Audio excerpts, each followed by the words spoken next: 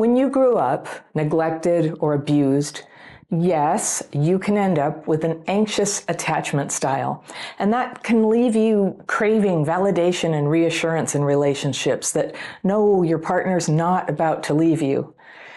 But you can also end up following trauma-driven thinking to rationalize your partner's terrible behavior, to dress it up in the language of psychology as a way to dissociate from your feelings and your basic common sense that, you know what, they're lying to you, they're cheating, they're manipulating, and yes, they might leave you. My letter today is from a woman I'll call Katie, and she writes, "Hi, Anna. I'm 6.5 years into a relationship with someone who is often wonderful." All right, I've got the fairy pencil. I'm going to circle things I want to come back to in a second reading, but let's read through and see what Katie is saying. All right. She says, he's affectionate, kind, listens to me well, knows how to apologize in a very satisfying way, can really put his defenses down when things are hard, and he shows up so beautifully in very tangible ways in my day-to-day life and in the lives of others. We both have CPTSD and can be very sensitive and compassionate with each other's triggers, especially if we aren't both triggered at the same time. We don't live together, but usually we spend about half the week sleeping at each other's places, eating, shopping, taking care of life business and our personal businesses, enjoying walks, bike rides, and connecting with the people in our community. We talk and see each other almost every day, but appreciate space to connect with groups and alone time. From my perspective, things are going well most of the time. When things aren't going well, I get anxious and he gets avoidant. Like many who have experienced early childhood trauma, he gets overwhelmed easily. There are times when he can't find words or receive words. He dissociates. From there, he sometimes avoids whatever the feeling is underneath, using fantasy, sometimes porn, sometimes alcohol or marijuana. At some point, when any of those are active, I fear his avoidance has taken over.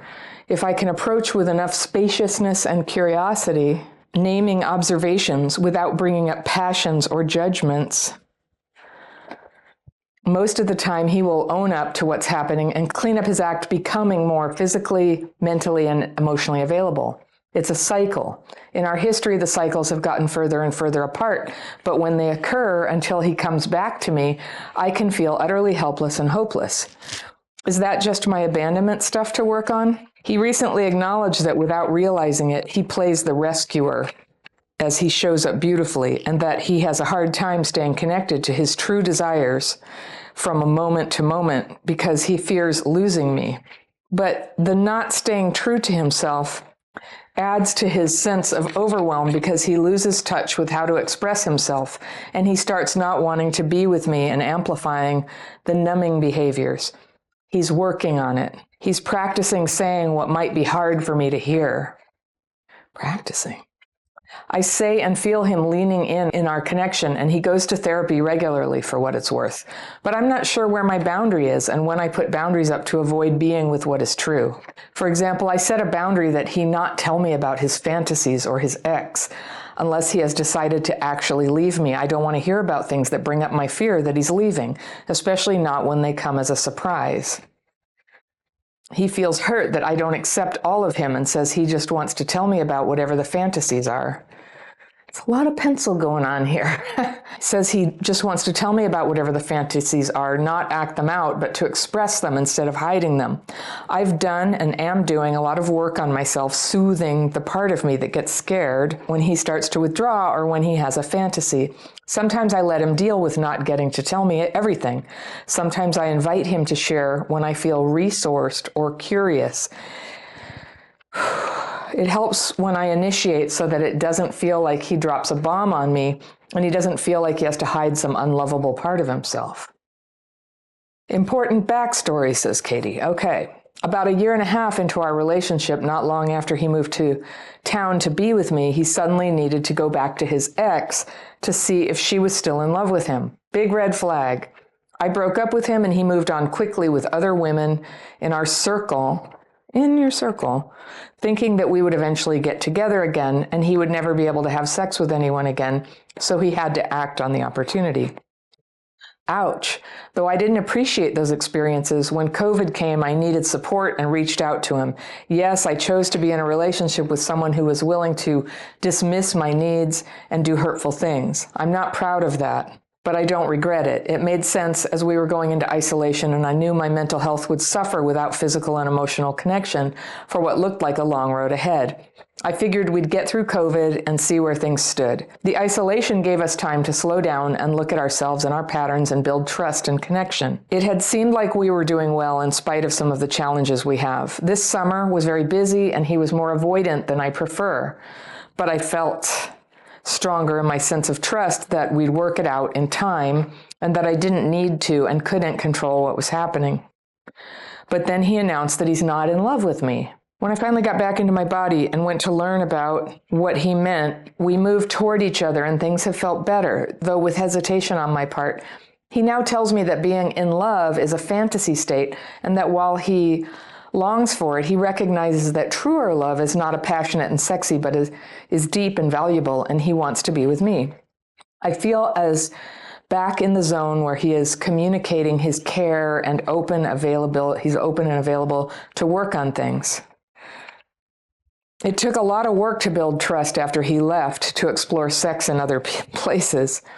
Now I can choose to build trust again, or decide that it is just too painful and unhealthy for me to be in a relationship with someone who will likely numb himself away from the relationship at some future point, or who will blurt out something unnecessarily hurtful in the name of working on himself. There is so much good here that it's hard to let go. It feels like my work is building trust in myself and getting better at staying in my body and catching the tendency to panic and go into abandonment melange. Is it possible to heal in an anxious avoidant relationship? Is my CPTSD blinding me? All right, and that is from Katie. All right, Katie, I think I can help. This is like so much pencil stuff here.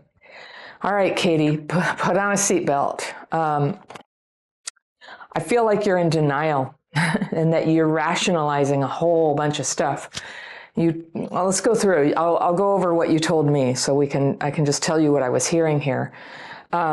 He's often wonderful, okay? He knows how to apologize in a very satisfying way. That's just an interesting phrase that immediately makes me think of somebody manipulative. They know how to make you feel okay with their apology, but they don't actually make things okay. And then you went into a great amount of detail, and this is something that I tend to zero in on. You gave me so much detail about his inner state and the complicated psychological reasons why he treats you terribly, really, why it's not at all the kind of relationship that you want and it hurts you. I mean, you are working so hard to help him rationalize what he's doing.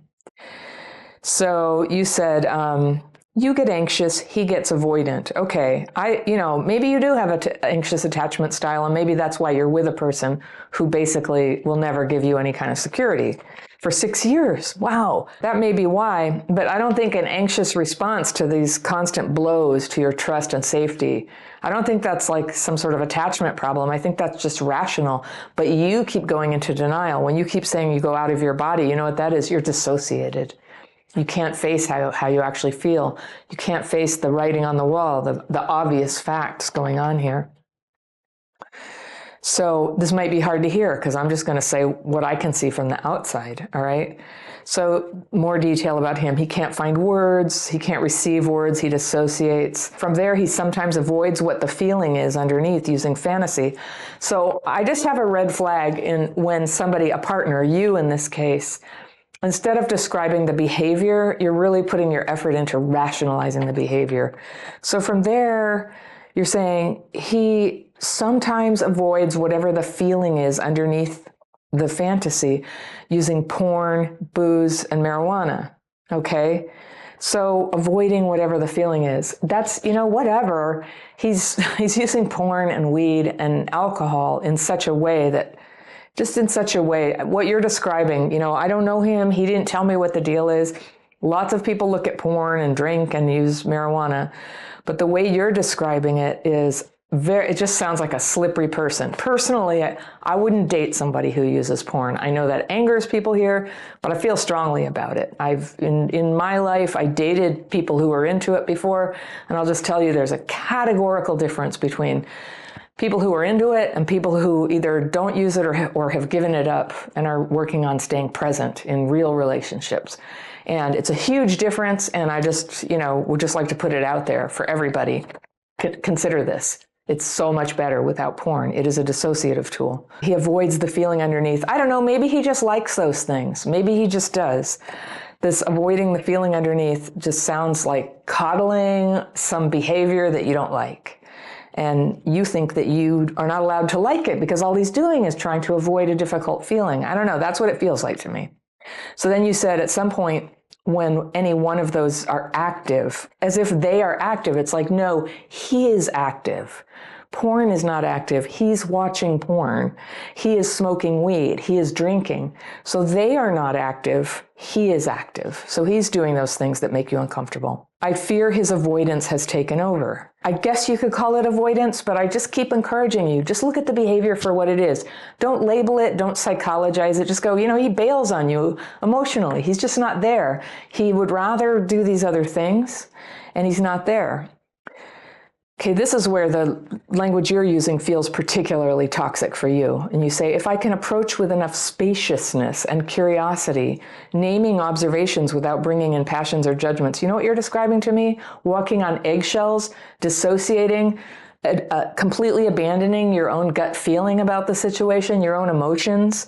Spaciousness, what is that, I know what this is jargon for polyamory or certain psychological viewpoints, that he has space to just do stuff that violates your sense of safety in the relationship and would just about anyone.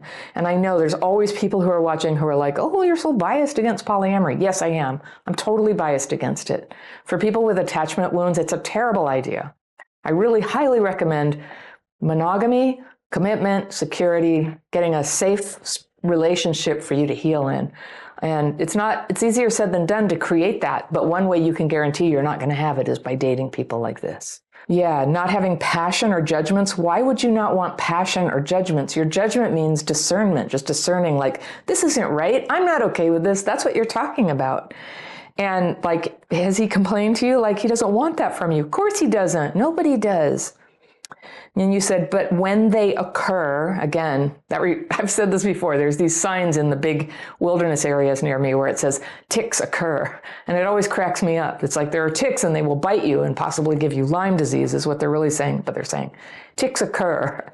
And you're saying this terrible abandoning behavior, of somebody who's behaving like a sex addict and checking out of the relationship, it occurs. It's like this outside force you feel, and I think addictions feel like that, but they're not coming from outside. They're coming from inside the person. But when they occur and he comes back to me, you put it in quotes, I can feel utterly helpless and hopeless, as you should. There's this guy does not keep his promises to you. And I don't think there's a hopeful future here from what you're describing. So those are appropriate feelings. That's not like you're failing. That's not your attachment wound. That's you having a rational oh, wow, I'm not getting what I want here. And what you want, you're allowed to want. It's a perfectly good thing to want, which is somebody who doesn't do this stuff to you.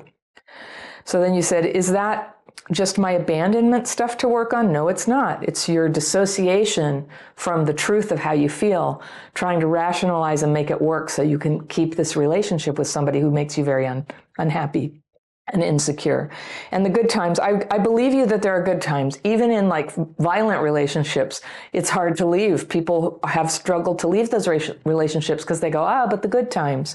And so, it seems like a lot of relationships have good times, but how the bad times have to be taken into account on whether you can be happy. And I noticed that you guys have been together 6.5 years.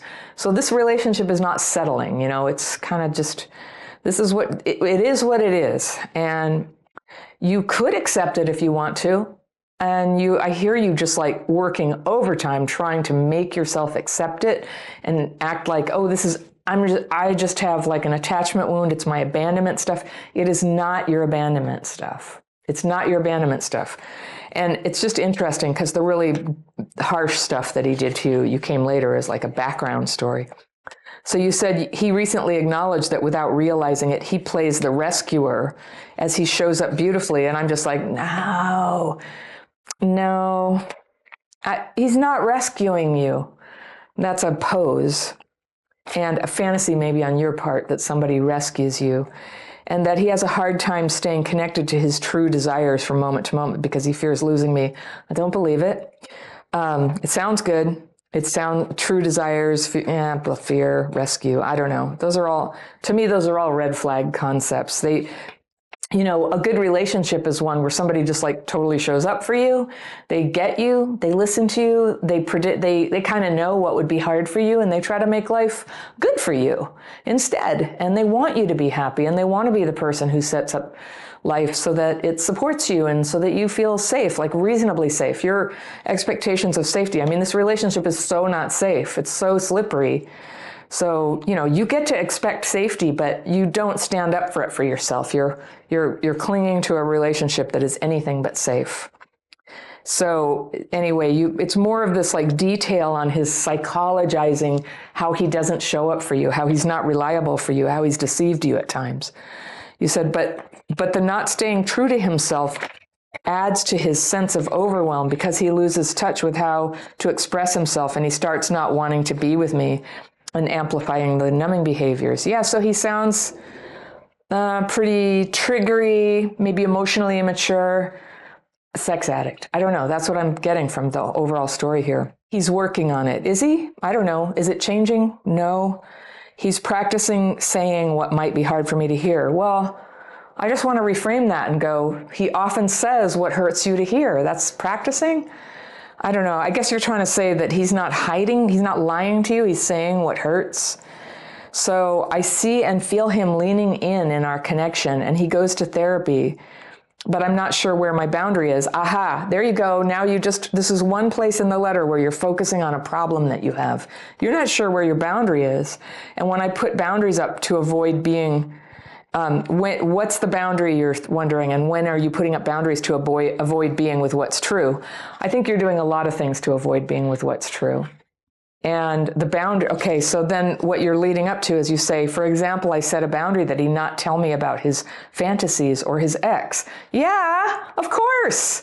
Please, you know, unless he has decided to actually leave me, I don't want to hear about things that bring up my fear that he's leaving. Okay, so you don't want to hear it because you don't want that to be the reality. So the fact that he can't be this guy for you who doesn't just want to tell you about all his sexual exploits, even though he knows it makes you feel bad.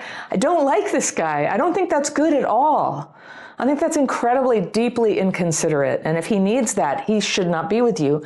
And you having just quite ordinary needs to just like not want to hear these things, which most people don't, that's a perfectly okay thing for you to want and have. And you can have that, but not with him.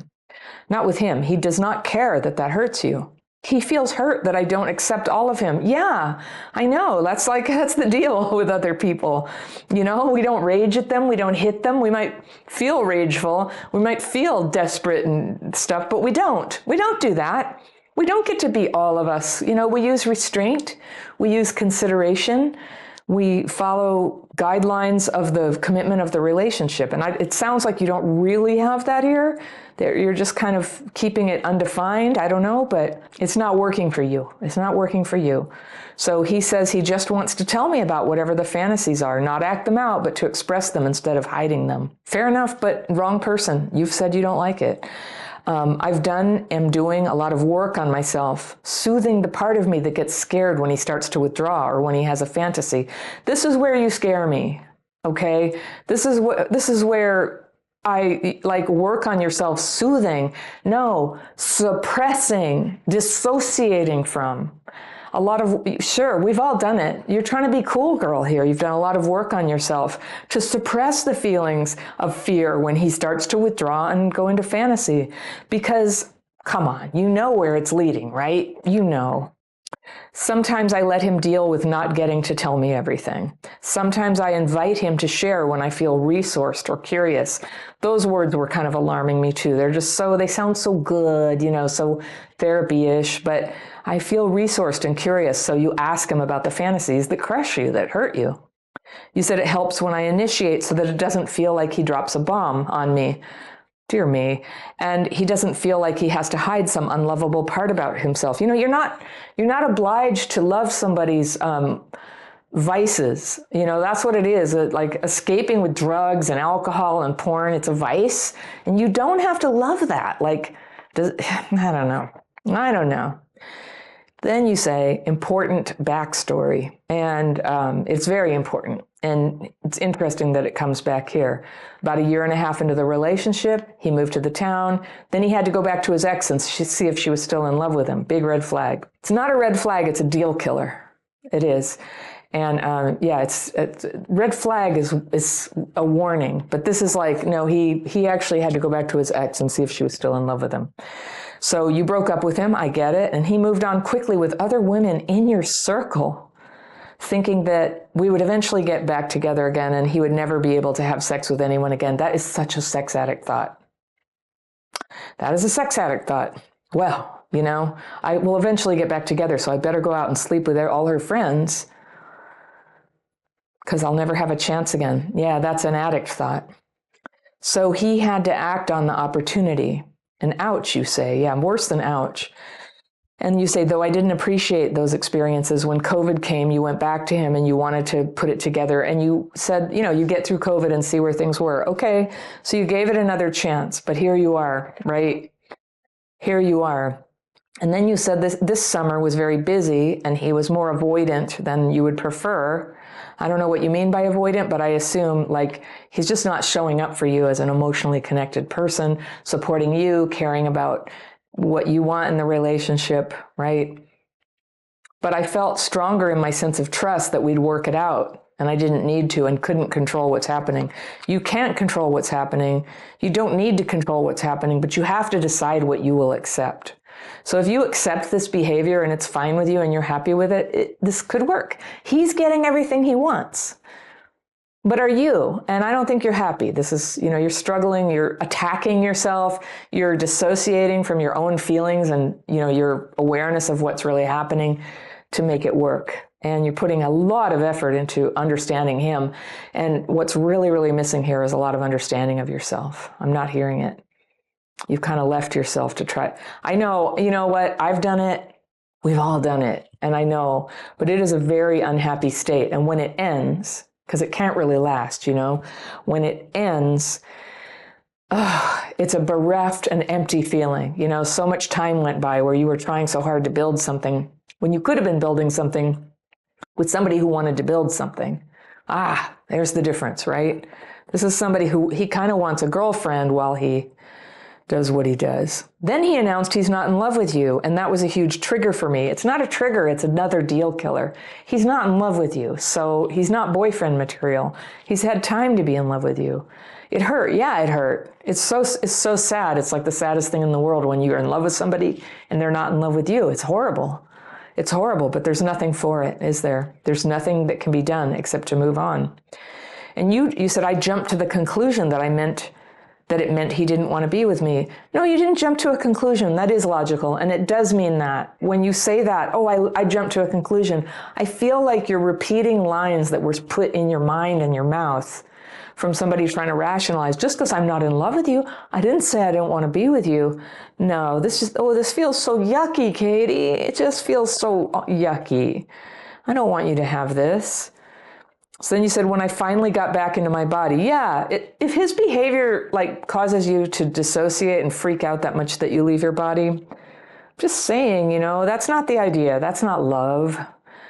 And then you said you went to learn more about what he meant. So yeah, we always want to wish when we get our heart broken, maybe there's an explanation. Maybe I can crap fit myself to this. Do you know my word crap fit?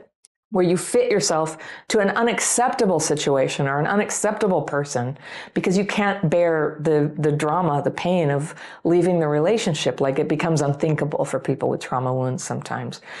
But it's still doable. And sometimes when they leave, it's like, yes, we get through it. We do. But it just seems unthinkable to do. So there you are, you're crap fitting. And things have felt better, though, with hesitation on my part. Yeah, good. Listen to the hesitation, Katie.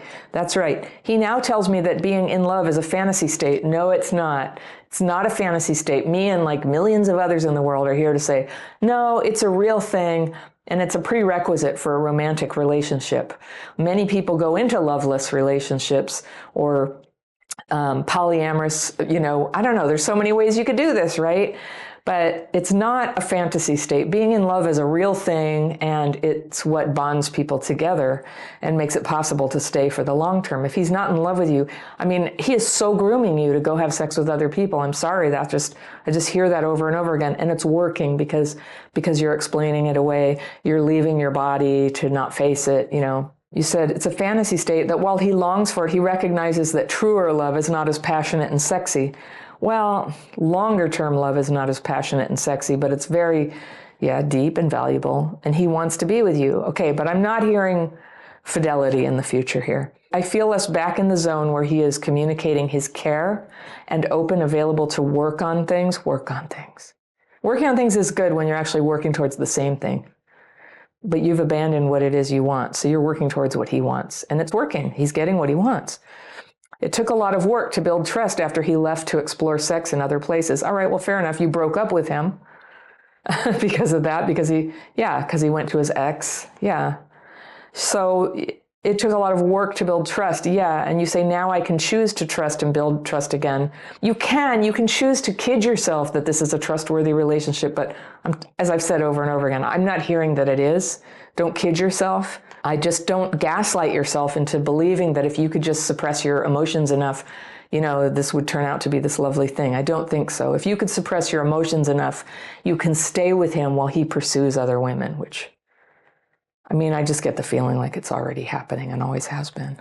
I can choose to trust and build again, or decide that it's just too painful and unhealthy for me to be in a relationship with someone who will likely numb himself away from the relationship at some future point, or who will blurt out something unnecessarily hurtful in the name of working on himself. I think you've got it there. You've really softened, you changed all the language to make it so, he will numb himself out. You mean cheat on you, drink, use booze, use porn, just like abandon reality and you for this fantasy and this addictive behavior. I just encourage you, try to like catch yourself using this fancy language to try to explain away what he's doing, and just call it what it is. Just call it what it is so that you can respond to it authentically. You can cry and just take that gut punch of like, oh, it is not the relationship that you want.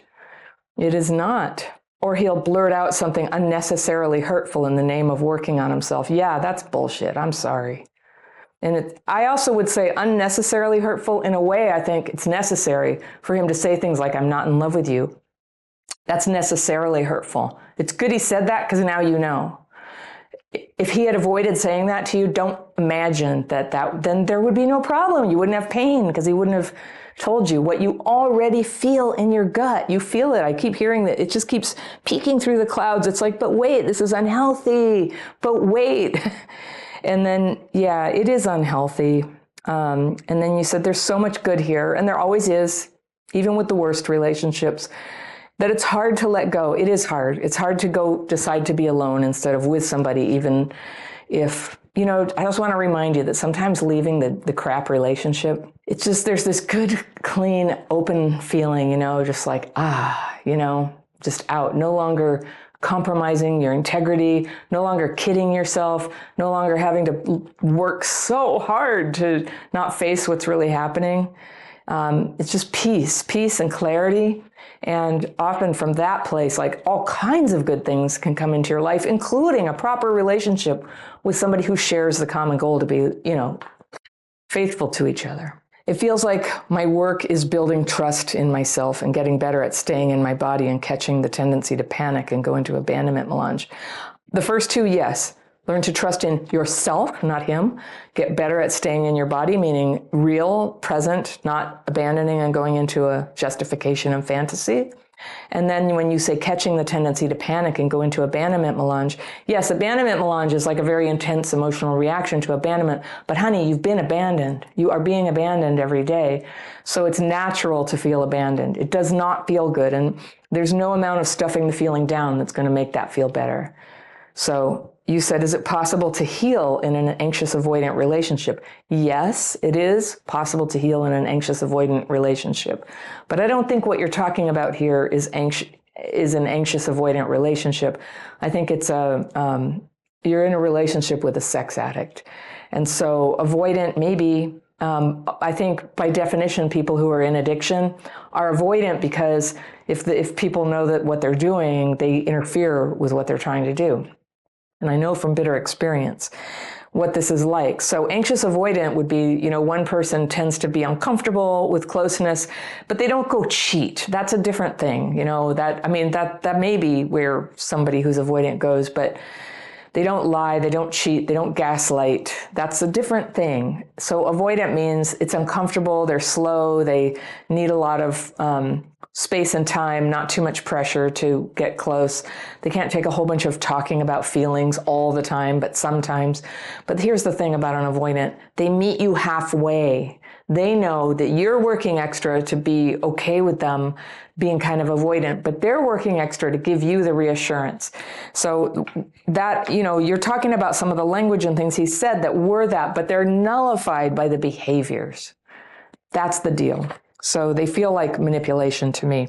So in fact, I want to leave, for anybody who's watching this, I want to leave you with a download that I have. It's free, and it's called Signs of Romantic Manipulation. It can help you spot this in advance so you don't end up emotionally attached to such a person. I wish you well. You might want to take my dating course, Katie, to start working on how this happened and how you might change it in the future if you decide to leave. But Signs of Romantic Manipulation, it's a whole list. You can get that right here, and I will see you very soon.